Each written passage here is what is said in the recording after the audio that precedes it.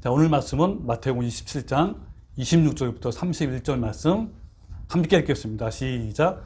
이에 바라바는 그들에게 놓아주고 예수는 채찍질하고 십자가에 못 박히게 넘겨주니라. 이에 총독의 군병들이 예수를 데리고 관정 안으로 들어가서 온 군대를 그에게로 모으고 그의 옷을 벗기고 홍포를 입히며 가시관을 엮어 그 머리에 씌우고 갈대를 그 오른손에 들리고 그 앞에서 무릎을 꿇고 희롱하여 이르되 유대인의 왕이여 편안할지어다 하며 그에게 침 뱉고 갈대를 빼앗아 그의 머리를 치더라.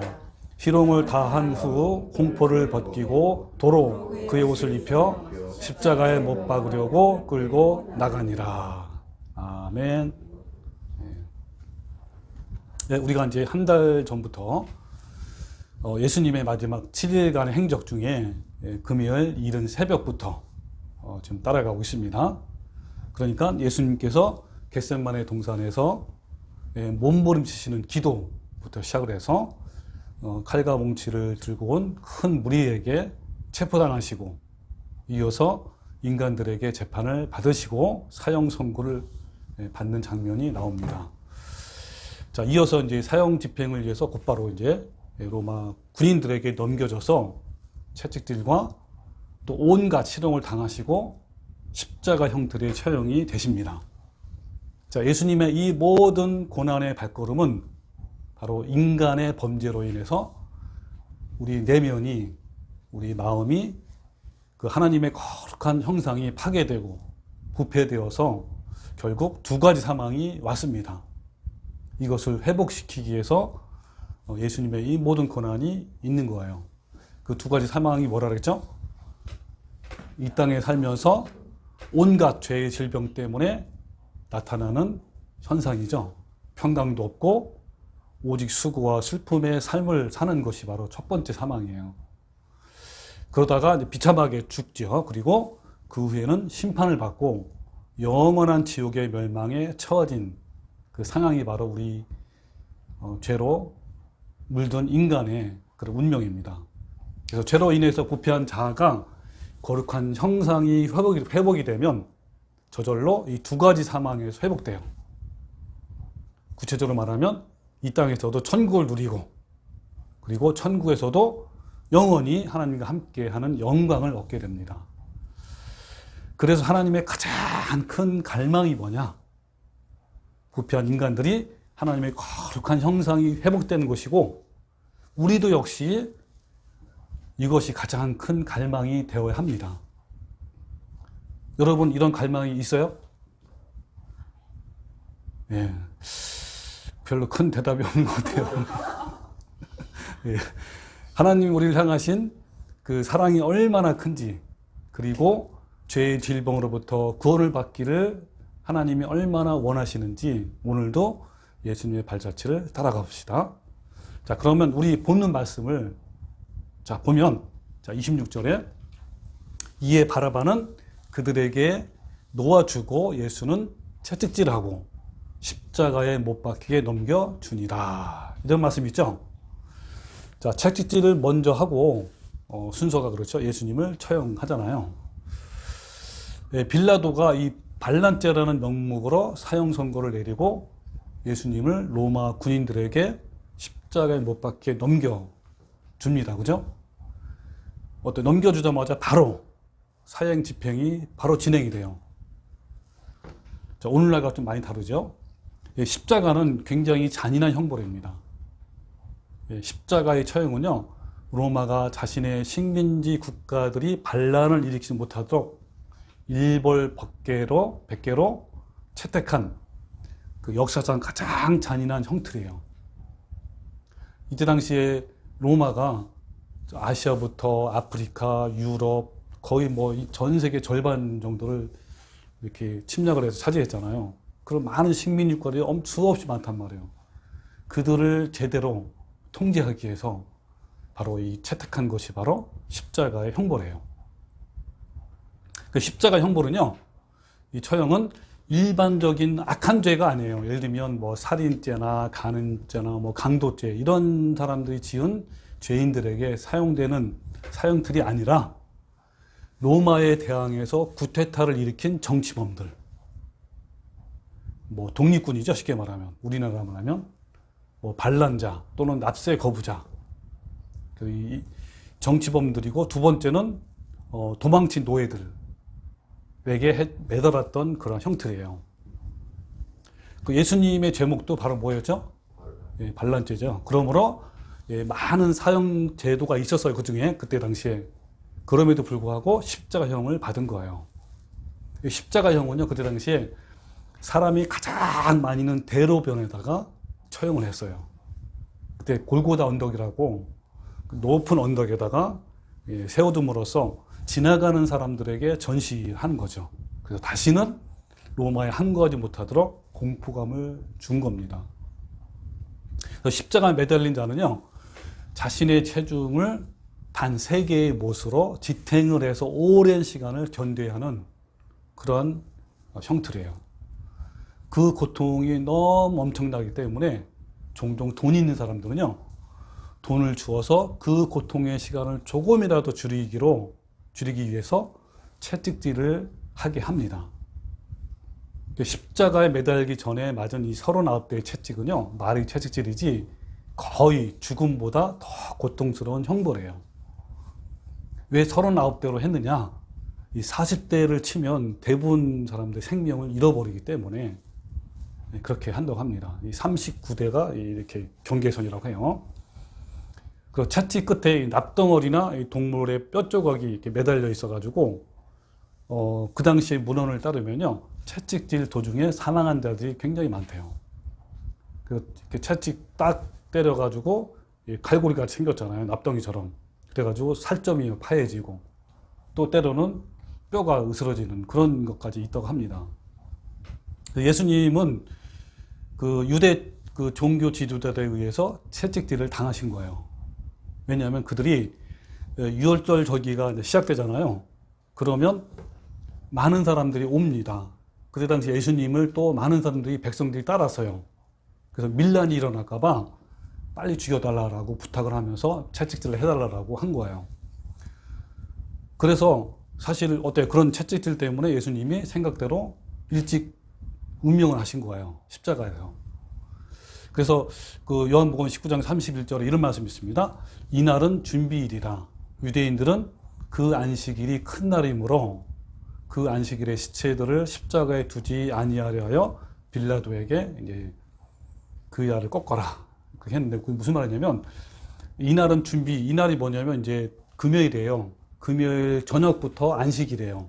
근데 안식일 중에 큰 날, 여기 보면 큰 날인데 무슨 날이냐면 유월절을 시작하는 안식일. 그러니까 유월절과 겹쳐진 안식일이기 때문에 전국에서 다 오는, 지금도 마찬가지예요. 유대인들은 유월절에 유대인들이 전 세계에서 모여듭니다. 큰 날이므로, 그래서 어때요? 다리를 꺾어서 빨리 죽게 해라 한 거예요. 그랬더니 군인들이 가서 예수와 함께 못 박힌 첫째 사람과 또 그 다른 사람의 다리를 꺾고, 이제 예수님께 이르러서는 이미 죽으신 것을 보고 다리를 꺾지 아니하고, 그래서 예수님 이미 죽으셨어요. 왜냐? 아까 예수님이 39대 채찍질을 맞음으로 인해서 빨리 일찍 사망하게 된 것이죠.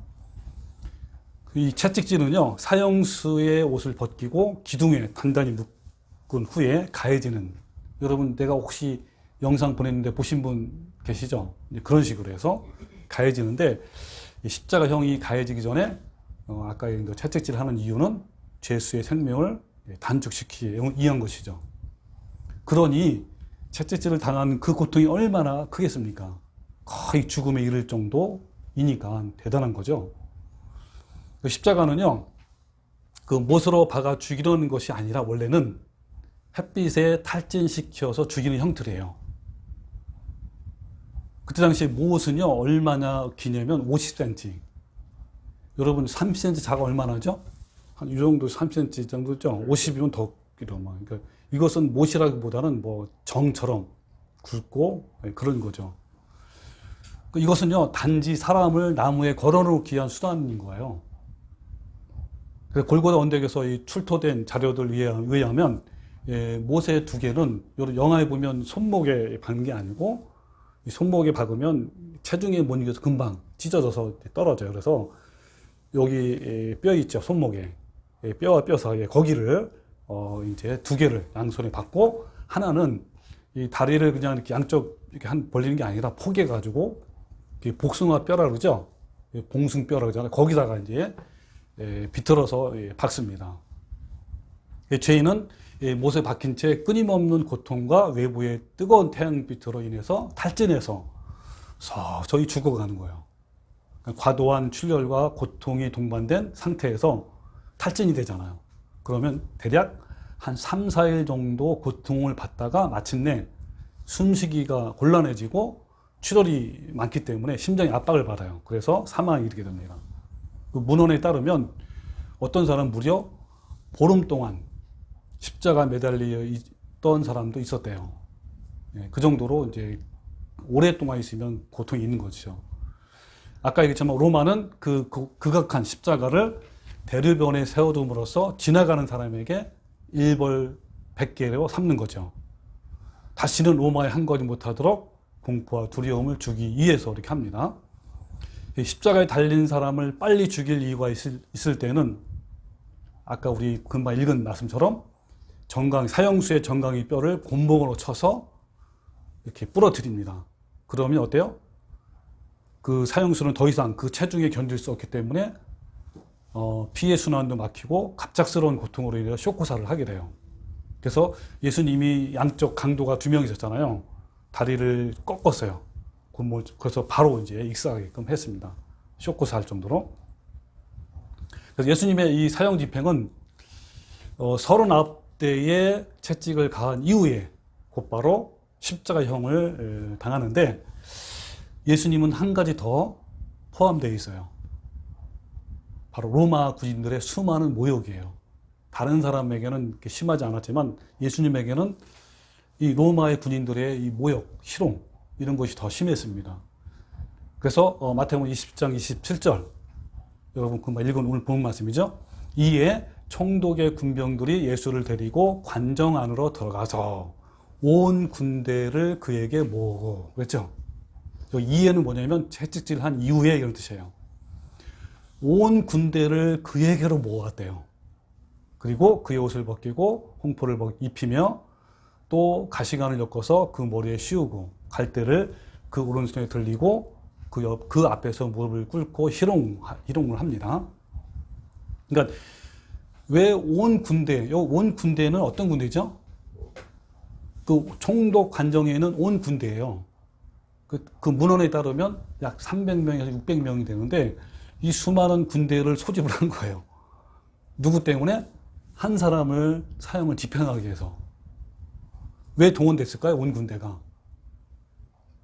아까 얘기한 것처럼 예수님이 대중에게 선지자들로 많이 알려져 있기 때문에 혹시 일어날지도 모를 민중들의 어떤 폭동 이런 걸 대비하기 위해서 이렇게 한 거예요.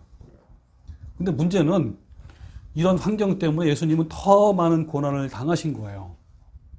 즉 예수님이 300명, 600명의 군인들에 의해서 둘러싸여서 조롱을 당했던 것이죠. 로마 군인들은 총독의 관정들에 의해서 끌려와서 거기서 맨 먼저 홍포를 입히잖아, 그죠? 홍포. 이 홍포가 여러분 그 영화에 보면 굉장히 긴 그 옷으로 나와 있잖아요. 그런 홍포가 아니에요.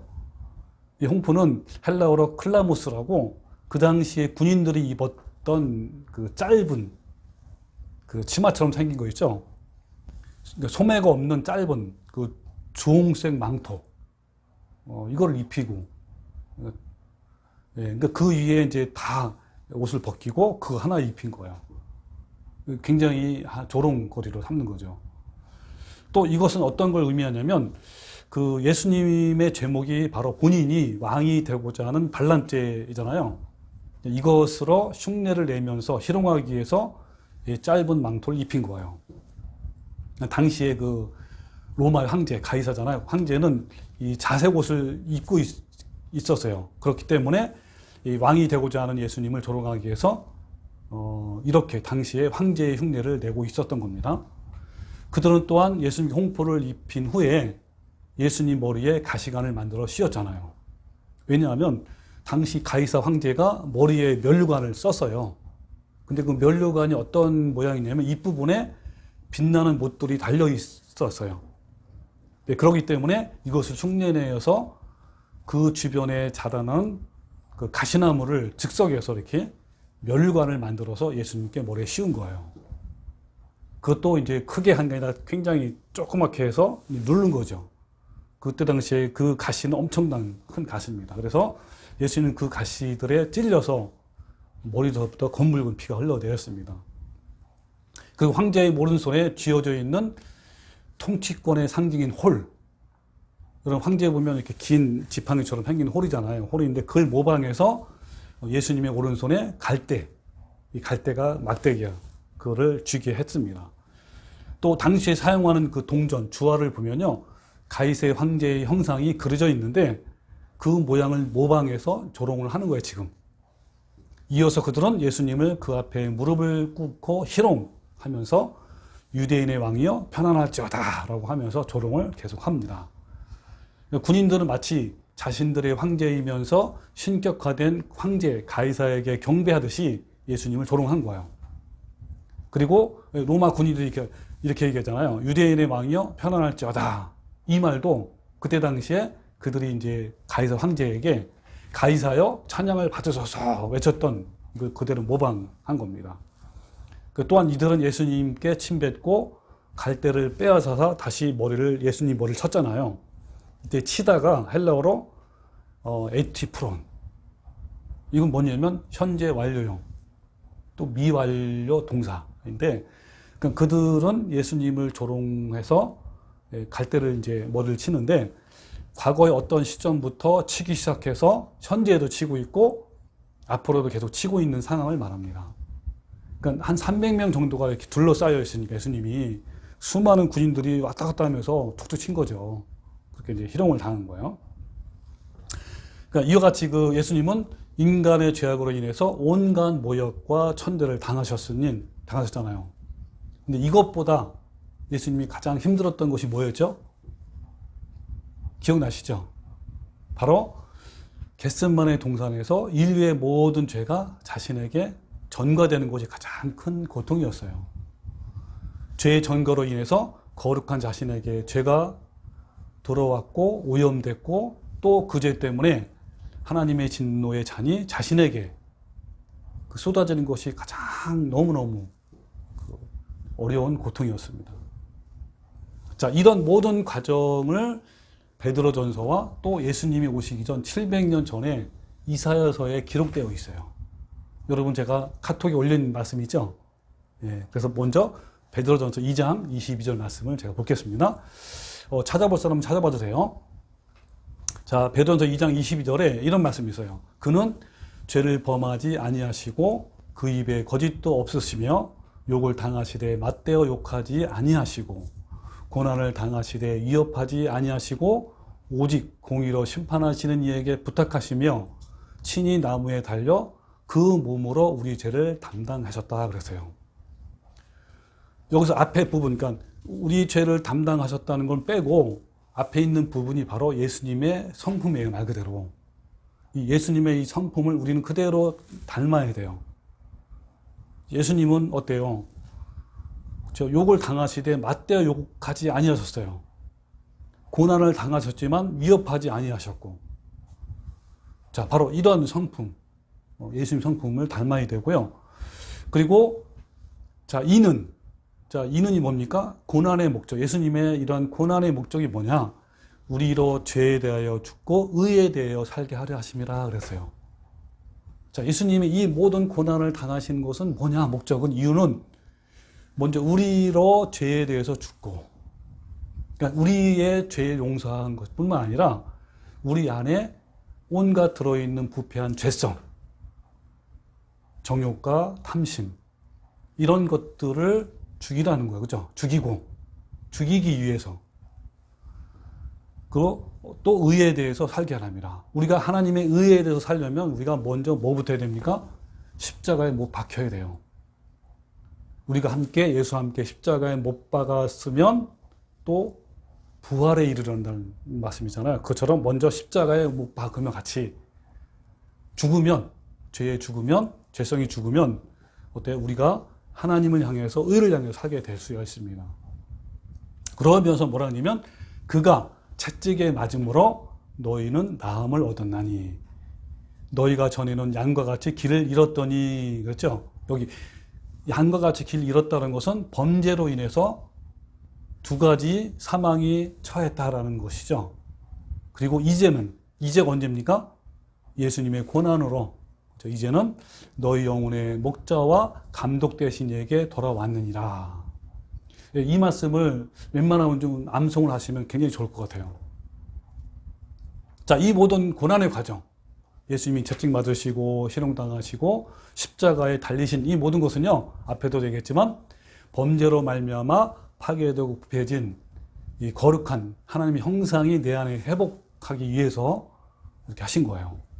특별히 여기 보면 그가 채찍에 맞음으로 너희는 나음을 얻었다니, 자, 이런 말씀이 있는데 이 말씀을 많은 사람이 오해를 하고 있어요. 즉 뭐냐면 너희는 나음을 얻었다라는 말씀을 육체의 질병이 치유됐다라는 말씀으로 오해를 하고 있습니다.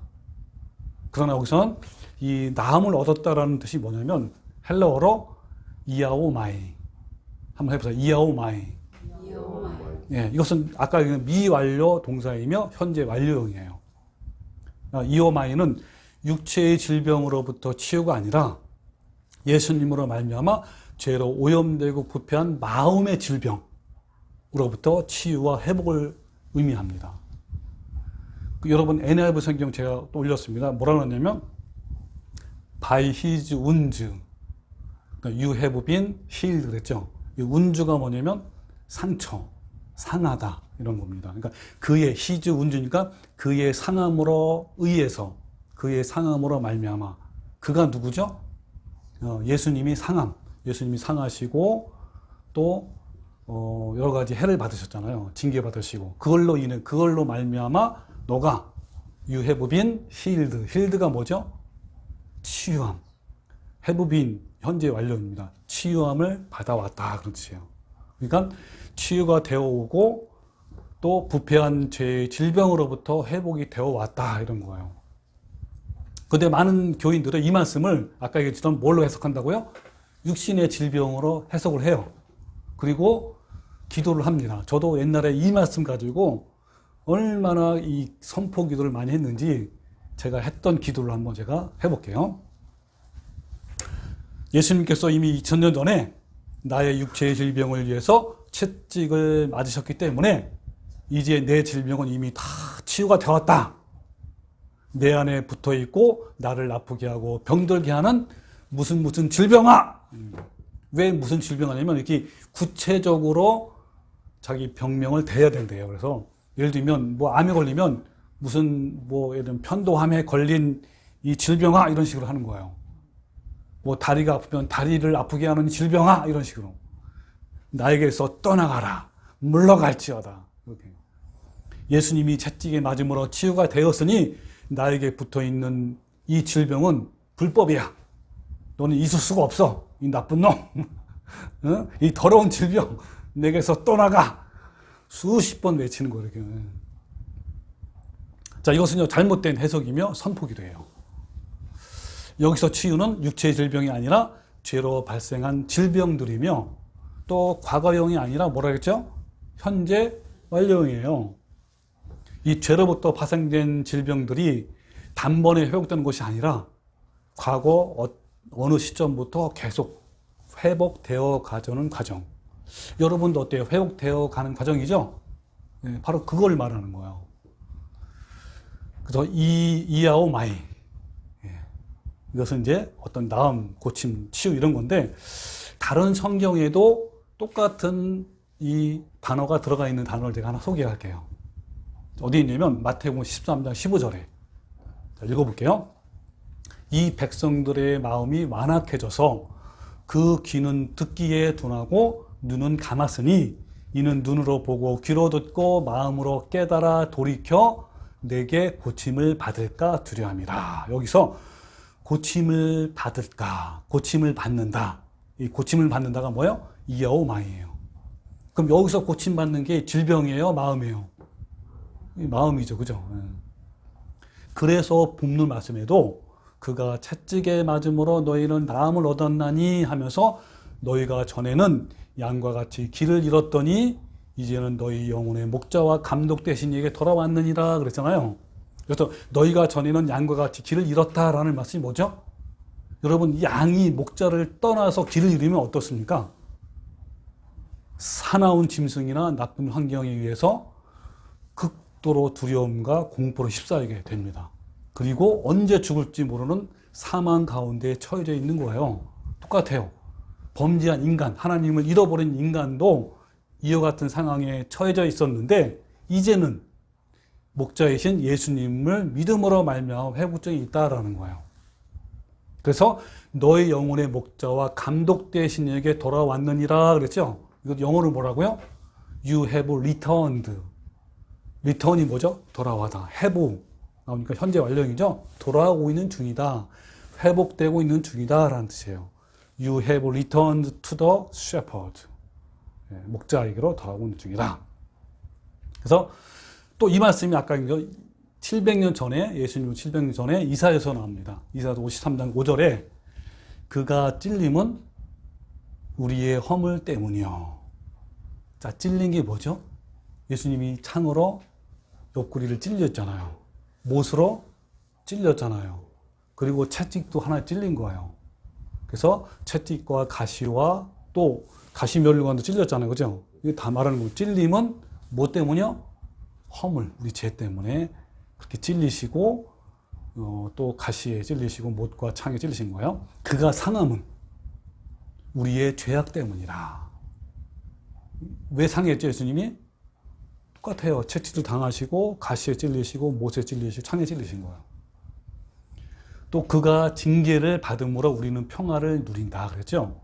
이 징계 예수님이 어떤 징계를 받았죠? 똑같아요. 채찍 맞으시고 가시, 못, 창, 그리고 군인들한테 희롱당하신 것.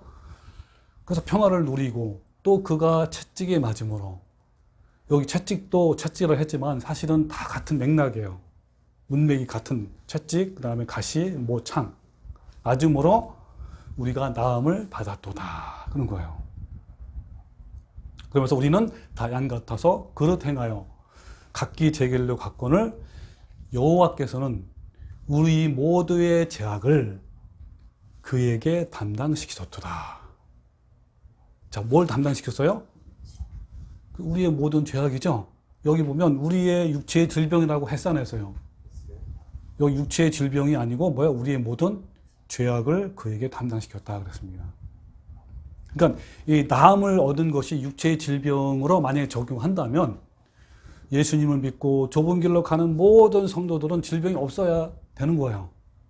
그러나 바울에게도요, 고질적인 질병이 있었어요. 죽을 때까지. 그리고 많은 믿음의 선진들도 질병으로 죽은 사람이 굉장히 많습니다.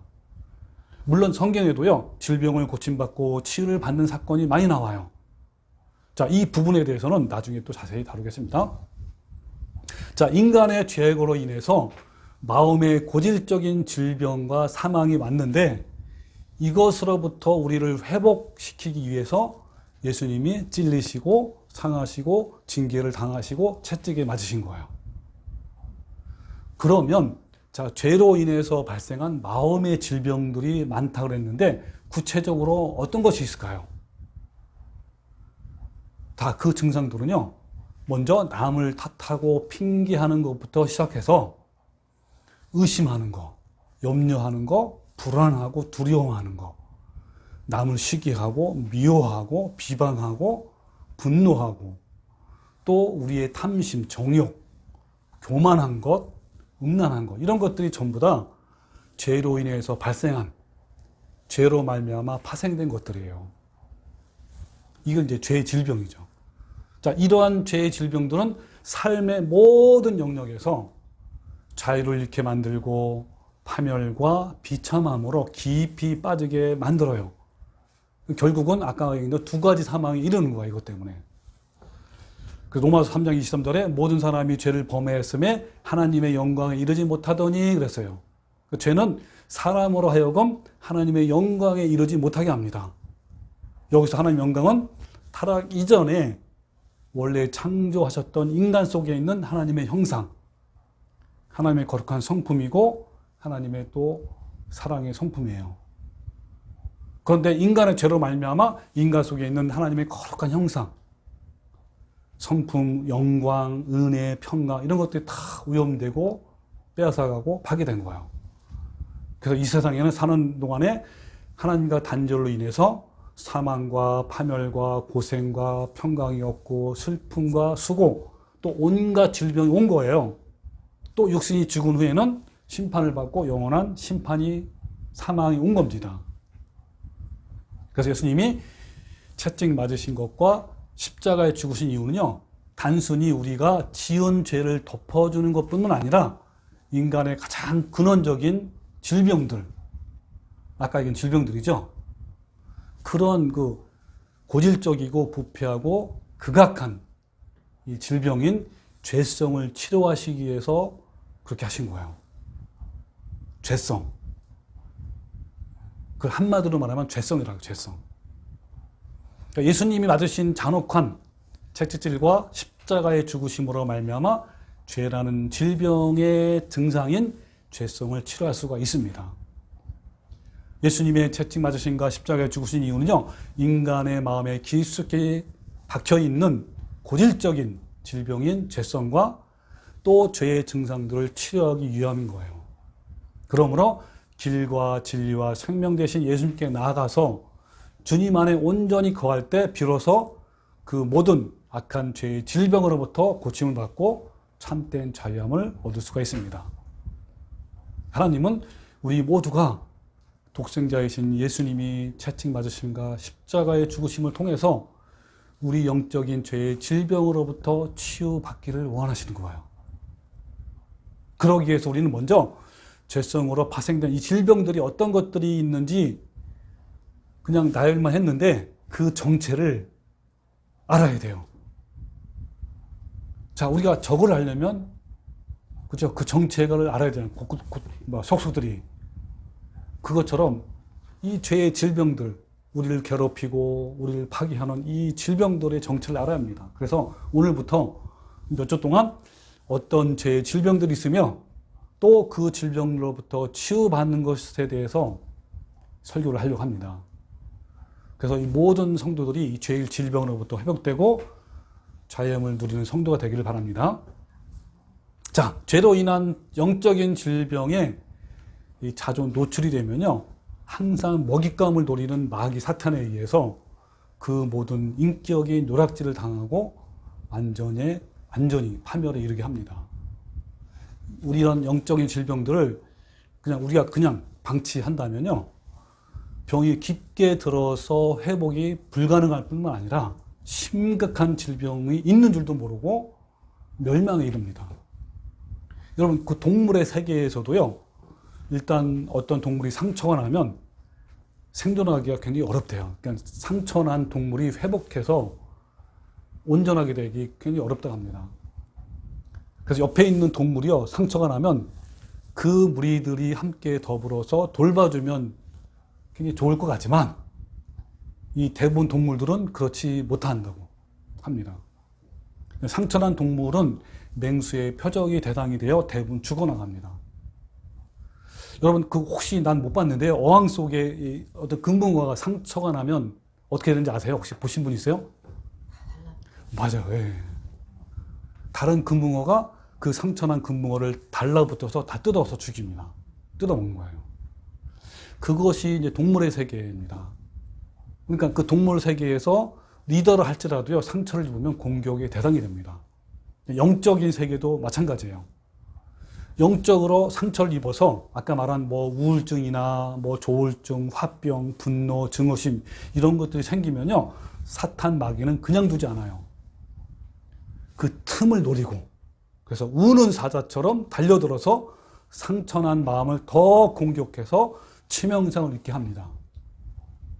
더 감정을 무너뜨리고 더 우울하게 만들고 더 분노하게 만드는 거예요. 이것을 방치하게 되면 순식간에 피투성이가 되어서 파멸이 있는 거죠. 아까 금붕어처럼. 그런데요, 살다 보면 누구나 죄의 질병들을 겪어요. 그죠? 이 시기는 정말 두려운 시기입니다. 사탄이 죄의 질병들에 노출되어 있는 사람을 그냥 놔두지 않기 때문에 그런 거예요. 그런데 죄의 질병에 노출될 때 사람들은요, 자신이 병에 들어있다는 것을 인지하지 못해요. 자신은 매우 정상적이라고 생각합니다. 그런데 어때요? 서서히 병이 깊어집니다. 이것을 인지하는 사람이 매우 적어요. 밑바닥까지 가서 자신의 처지가 비참하게 될 때, 그럴 때 깨닫게 되는 건 많습니다. 근데 이런 상황까지 가면 회복하기가 점점 더 어려워져요. 그러므로 우리는 어때요? 바로바로 이런 죄의 질병으로부터 회복되어서 예수님께 날마다 나가면 돼요. 여러분, 인류의 첫 인간이 누구죠? 아담과 하죠. 하나님께 범죄를 했습니다. 그죠? 그러니까 따먹지 말라는 그 선악과를 따먹었단 말이에요. 그죠? 그렇게 범죄한 직후에 나타난 병적인 증상이 뭔지 아세요? 바로 핑계라는 질병이에요. 자, 오늘은 그래서 핑계, 남을 탓하는 질병에 대해서 알아볼 겁니다. 그러니까 이 선악을 알게 하는 나무를 먹으면 결단코 죽을 거다 그러잖아요. 이들이 사탄의 괴계에 의해서, 유혹에 의해서 먹었어요. 죄를 범했단 말이에요. 너무 두려운 거야. 그래서 하나님이 저녁에 와서 아담아 하니까 아담이 내가 벗었기 때문에 너무 두렵습니다. 그래서 숨었습니다. 그런 거예요. 그래서 불러내가지고 이리 나와봐라. 불러가지고 너 왜 먹지 말라는 이 선악과를 먹었느냐? 딱 그런 거예요. 그랬더니 창세 12절, 창세 3장 12절에요. 표준 3번역으로 제가 읽을게요. 자, 그 남자는 핑계를 대었다. 이렇게요. 그 남자가 누구죠? 아담이죠? 원래 성경에는요, 우리 성경에는 아담은 그랬어요. 이제 아담보다는 원래 그 남자가 나와요. 왜 그렇죠? 이 아담은 어때요? 모든 남자를 대표하는 거예요. 핑계를 대었다. 하나님께서 저와 함께 살라고 짝지어진 여자, 그 여자가 그 나무 열매를 저에게 주기에 제가 그것을 먹었습니다. 그런 거예요. 주 하나님이 이제 그 여자에게 또 물은 거죠. 이제 하와에게 그 이제 물었는데 너는 어쩌다가 이런 일을 저질렀느냐? 그런 거예요. 여자도 핑계를 대었다.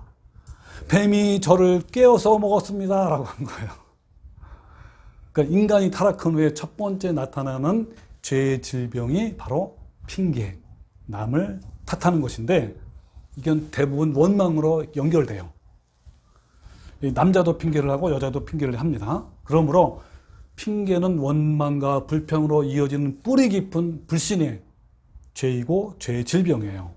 여러분, 오늘 이런 질병으로부터 치유되시기를 바랍니다. 많은 사람이 핑계를 하고 살아가지만 그 핑계가 인간이 범죄한 이후에 시작된 심각한 범죄라는 사실을 모릅니다. 핑계는 이 타락한 죄성에 나오는 뿌리 깊은 범죄예요. 인간의 타락의 역사와 함께 시작된 최초의 죄가 바로 핑계한 것이 남을 탓하는 겁니다. 날마다 회개하여 자신을 복종시킬 때 나타나는 품성 중에 하나가 핑계를 하지 않는 거예요. 회개하는 사람은요, 핑계가 안 합니다. 없어요. 누구를 탓하고 문제를 탓하지 않습니다. 깊이 회개하는 사람의 특징은요, 모든 잘못과 과실의 원인을 자신에게 둬요. 뭐라고 하냐면, 내가 잘못했구나. 나의 실수와 잘못 때문에 이렇게 되었구나. 따라해보세요. 내가 잘못했구나. 나의 실수와 잘못 때문에 이렇게 되었구나. 네, 이렇게 하는 거예요. 이렇게. 이것이 바로 회개하여 거룩함을 향해 나가는 사람들에게 나타나는 특징이에요. 근데 회개와 거리가 먼 사람에게 자주 드러나는 것이 바로 핑계예요. 그 많은 사람들은 핑계하면서도 아까 죄인 줄을 몰라요. 이제 핑계는 두 가지로 구성되어 있는데요. 아담은 하나님께 하지 말라고 하신 명령을 어긴 것이 자기 잘못이라고 말하지 않잖아요. 반대로 나는 피해자입니다. 저는 피해를 입었습니다. 라고 말합니다. 그러니까 핑계를 하는 모든 사람의 마음속에 첫 번째 생기는 게 바로 뭐예요? 피해의식이에요. 두 번째로는 책임을 타인에게 전가하는 거.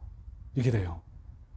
그러니까 피해의식에서 끝난 것이 아니라 바로 책임을 남에게 전가하는 거예요. 내 탓이 아니라 너 때문이야. 그런 거죠. 아내는 이렇게 핑계하는 거예요. 한번 제가 리얼하게 해볼게요. 제가 명령을 어긴 것은 첫 번째 하나님 탓이에요. 하나님께서 왜 저런 여자를 창조했습니까? 두 번째는 저 여자 탓입니다. 저 여자를 창조했기 때문에 그녀가 나를 깨워서 내가 먹었습니다.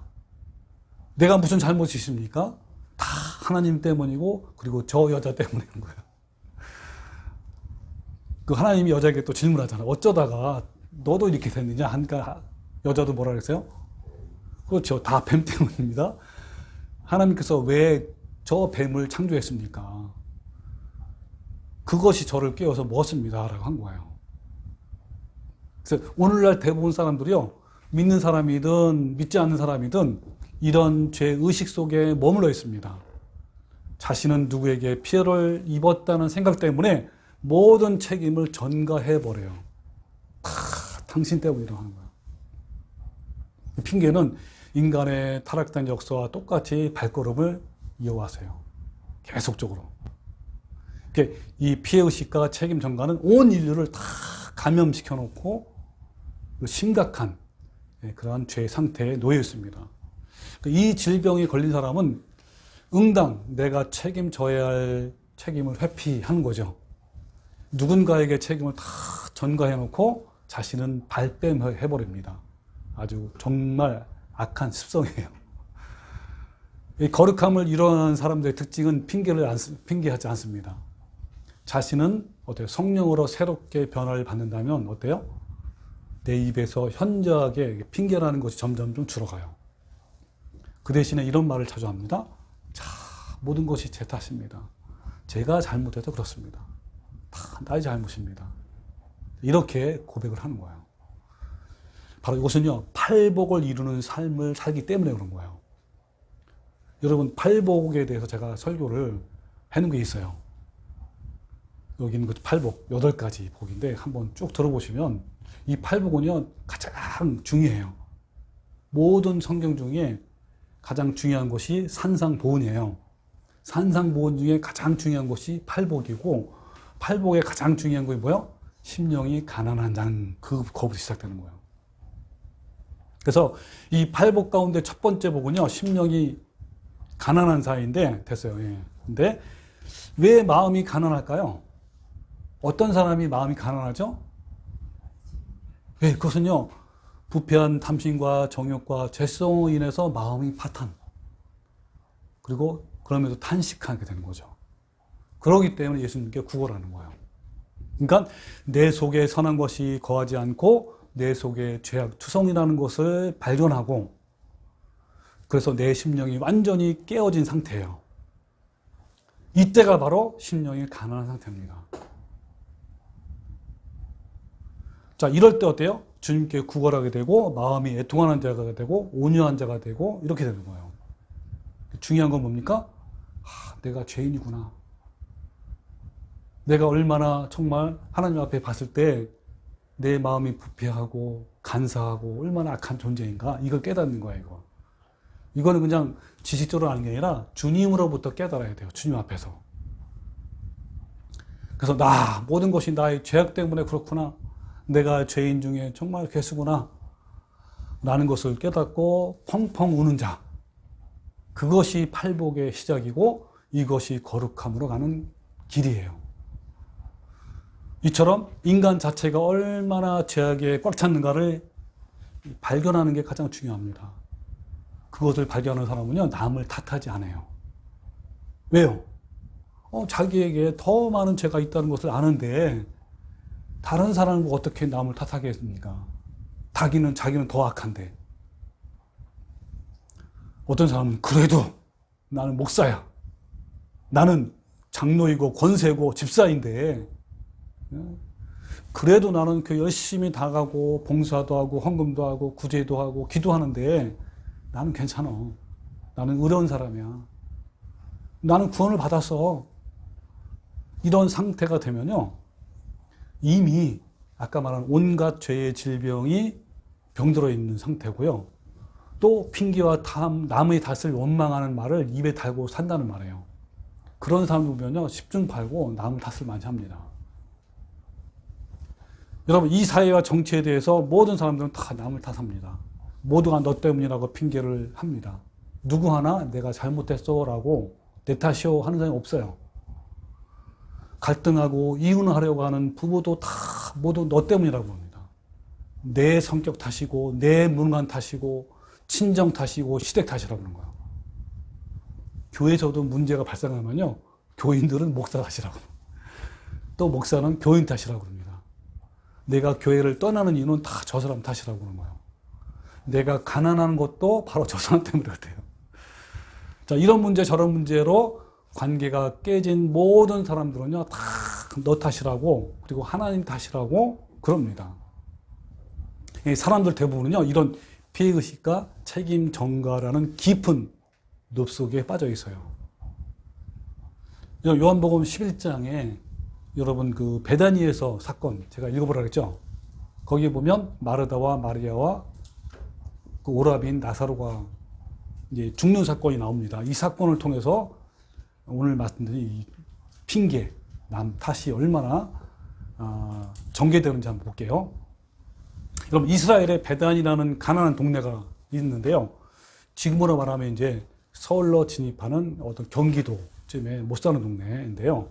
거기에 이제 나사로와 마르다, 마리아가 살고 있었습니다. 가난했지만 참으로 정이 깊은 남매들이었고 예수님은 이들을 몹시 사랑했어요. 예루살렘을 한 7번 정도를 예수님이 올라가셨는데 올라가실 때마다 항상 이 남매의 집에 머물러서 기도를 했어요. 어느 날 나사로가 갑자기 이제 병이 위독해졌습니다. 그래서 이 두 자매는 사람을 통해서 예수님께 전가를 보낸 거예요.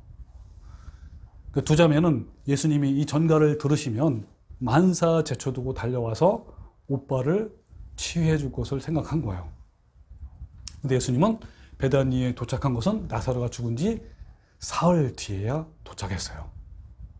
나사로가 위독하다고 사람에게 전가를 보낸 직후 사실은 나사로는 죽었어요. 전가를 보내자마자 죽은 거죠. 그리고 그 소식을 가지고 예수님께 온 사람이 도착한 것은 그 이튿날 도착한 거예요. 요한복음 11장 6절에 나사로가 병들었다함을 들으시고 그 계시던 곳에 이틀을 더 유하시고 그 후에 제자들에게 이르시되 유대로 다시 가자 그랬어요. 그러니까 예수님은 나사로가 병들었다는 소식을 들었는데 무슨 이유인지 모르겠지만 곧바로 가시지 않고 이틀 더 계신 거예요. 그래서 17절에 예수께서 와서 보니 나사로가 무덤에 있은 지 어때요? 이미 나으리라 그랬어요. 그러니까 예수님은 베다니에서 걸어서 하루 정도 거리에 계신 거예요, 원래는.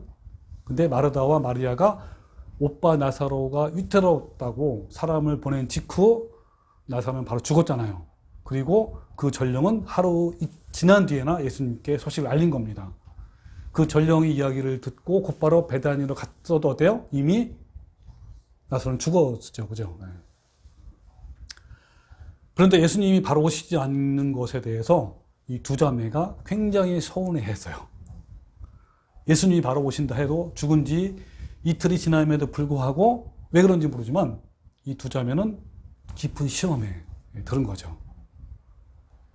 예수님은 우리를 사랑하신다면 왜 이틀 만에 오시지 않고 나흘 만에 오셨을까? 정말 그분이 우리를 사랑하는 것일까? 이 원망이 생긴 거예요. 그 나흘 만에 예수님께 베다니에 도착했다는 소식을 듣자마자 언니 마르다가 막 예수님 맞으러 뛰어갔잖아요. 동생 마리아는 어때요? 예수님께 서운해서 집에 남아있었어. 나가지도 않고. 그래서 요한복음 11장 20절에 마르다는 예수님께 오신다는 말을 듣고 곧 나가 맞이하되 마리아는 집에 앉았더라 그랬어요. 마르다가 예수께 여짜오되 뭐라냐면 오시자마자 제일 첫 번째 하시는 말이 주께서 여기 계셨더라면 내 오라비가 죽지 아니하겠으나이까 하는 거예요. 이 마리아는 굉장히 내성적이고 마르다는 굉장히 활동적이고 굉장히 적극적이에요. 자기 주장이 강해요. 두 자매가 성격이 매우 달라요. 우리 두 자매가 들린 것처럼 다른 것처럼 그래서 그 마르다는 이 직선적인 성격답게 예수님께서 여기 계셨더라면 내 오라버니가 죽지 않았을 것인데 그런 거예요. 내 오라비가 죽은 것은 다 예수님 탓입니다 라고 한 거예요. 이런 생각은 집에 혼자 남아있는 마리아도 똑같아요. 자, 그래서 32절 마리아가 예수 계신 곳에 가서 배웠고 그 발 아래 엎드려 이르되, 첫 번째 하는 말씀이 마리아도 뭐라냐면 주께서 여기 계셨더라면 내 오라비가 죽지 아니었나이까, 똑같이 한 거예요. 마르다 마리아가 함께 예수님을 탓하며 원망했습니다. 도대체 우리를 사랑하신다면 우리와 가까운 예수님이 왜 도착하지 않는 거야? 예수님이 여기 계셨더라면 오빠가 죽지 않았을 거야. 오빠가 죽은 것은 다 예수님 탓이야. 그런 거죠. 자, 그래서 이런 두 자매가 이제 아까 말한 핑계와 탓이라는 질병이 생긴 거예요. 그 두 자매는 예수님께 피해를 입었다고 생각한 거예요. 그래서 사랑한다면 즉각 달려와야지 왜 이틀이나 지체하고 늦게 왔느냐라고 생각한 겁니다. 아까 한 것처럼 어때요? 이틀을 지체했다고 해서 나사로가 죽은 것이 아니라 바로 달려와도 어때요? 죽은 거잖아요. 그러니까 피해의식을 가지는 사람들은 모든 책임이 너에게 있다고 생각합니다. 그래서 책임을 전가하는 거예요. 이것은 전부 다 억지예요. 그죠? 네. 두 자매는 말도 안 되는 억지를 부린 거예요. 사실 핑계하는 사람들의 모든 사람들은 억지를 부리고 있는 겁니다. 전 정권을 탓하는 사람도, 이혼을 앞두고 있는 부부가 탓하는 것도, 또 내 인생이 꼬인 것도 다 내 탓이라고 여기는 그 사람도 냉정히 따지면 다 억지를 부리는 거예요. 특히 내가 남보다 더 애정을 갖고 대했던 사람, 내가 관심을 가졌던 사람일수록 더 억지를 부립니다. 그러니까 가장 가까운 사람이 누구예요? 부부끼리 더 많이 남을 탓하고 더 책임을 전가하고 더 원망스럽고 이런 거예요. 가까울수록.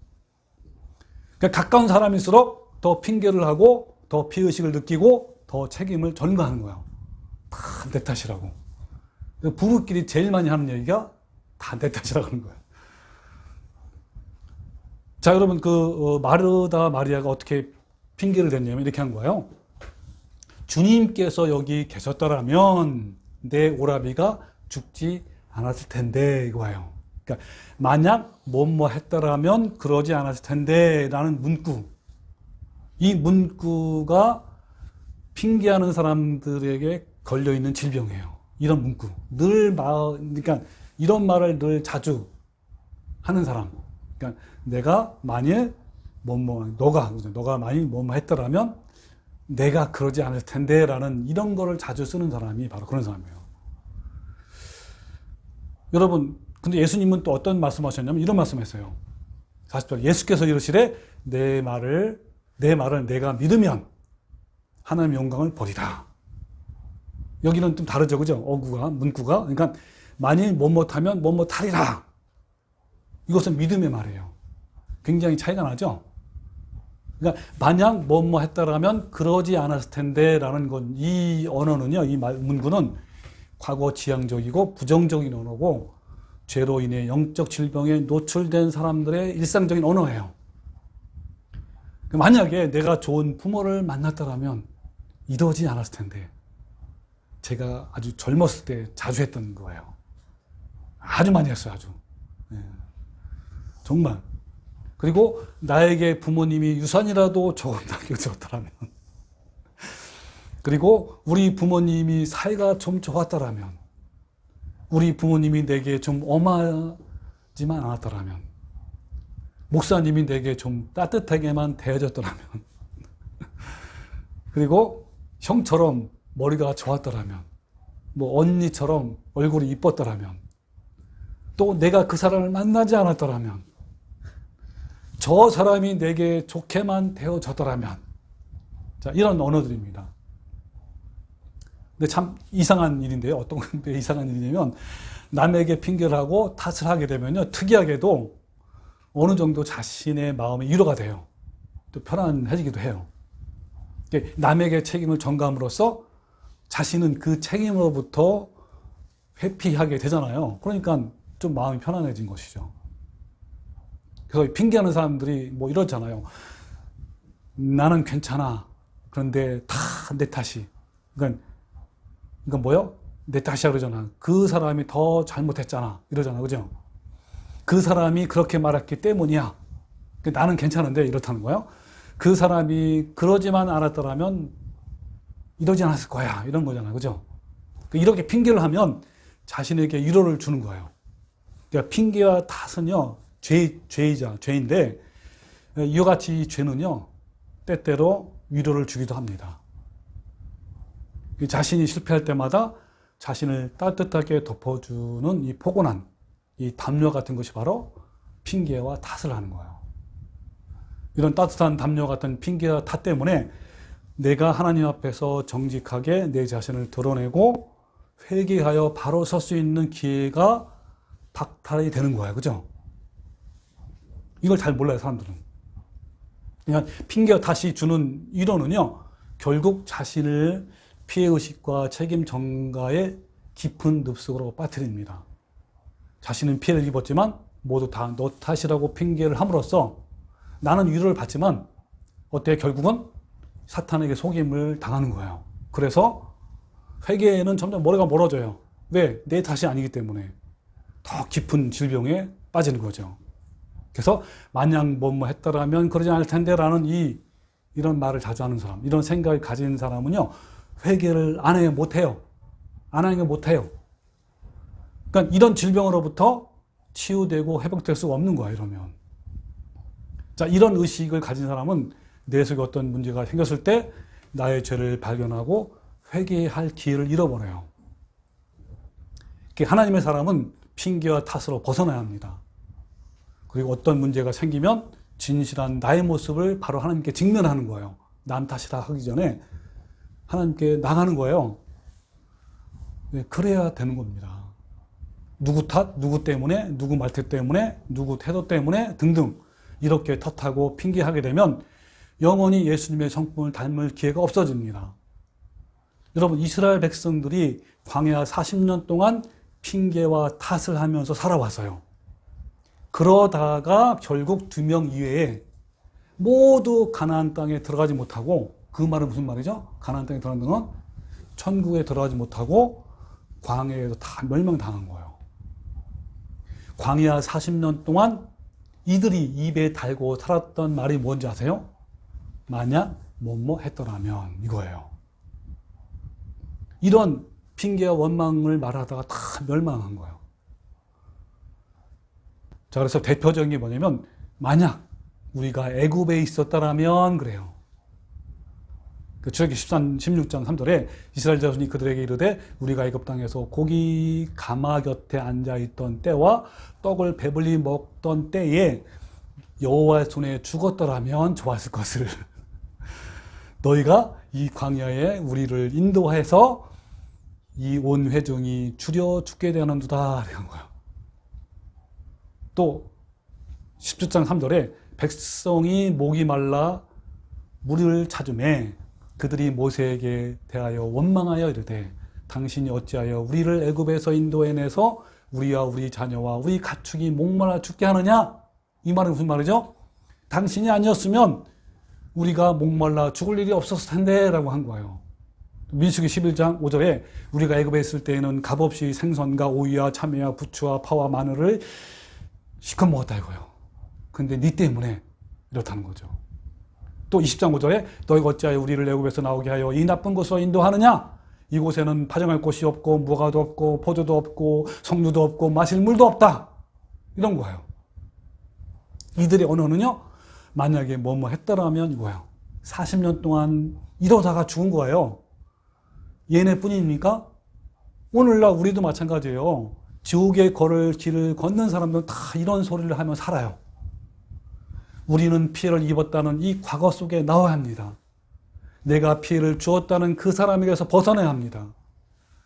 우리를 회복시키시기 위해서 찔리시고 상하시고 징계를 당하시고 채찍에 맞으신 예수님께 날마다 나가십시오. 그래서 부패한 마음에서 흘러나오는 피해의식과 책임 전가라는 죄의 질병으로부터 회복되어 치유가 되어야 합니다. 그가 찔림은 뭐라고요? 우리 허물 때문이요. 그가 상함은 우리의 죄악 때문이라. 그가 징계를 받음으로 우리는 평화를 누리고 그가 채찍에 맞음으로 우리는 나음을 받았도다. 여러분, 우리 모두 남을 탓하며 핑계한 것이 아니라 자신이 죄인임을 자각해서 죄의 질병으로부터 치유하시는 예수님께 날마다 나가는 성도가 되시고 그리고 죄로부터 자유함을 얻는 성도가 되시기를 주님의 이름으로 축원합니다. 아멘.